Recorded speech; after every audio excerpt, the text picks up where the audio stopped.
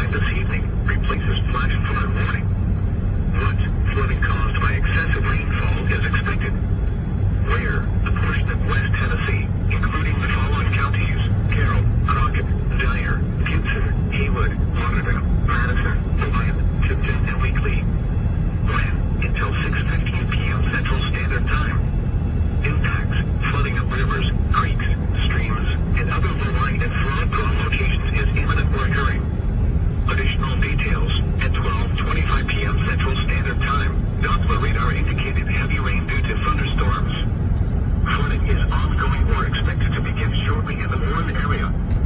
Between 3 and 8 inches of rain have fallen. Some locations that will experience flooding include Brownstow, Humboldt, Ripley, Milan, Trenton, Alamo, Bells, Dyer, Halls, Rutherford, Bradford, Atwood, Eaton, Chestnut Bluff, Holly Grove, Bell Eagle, Forget-Deer, Nutbush, Medina, and Henny.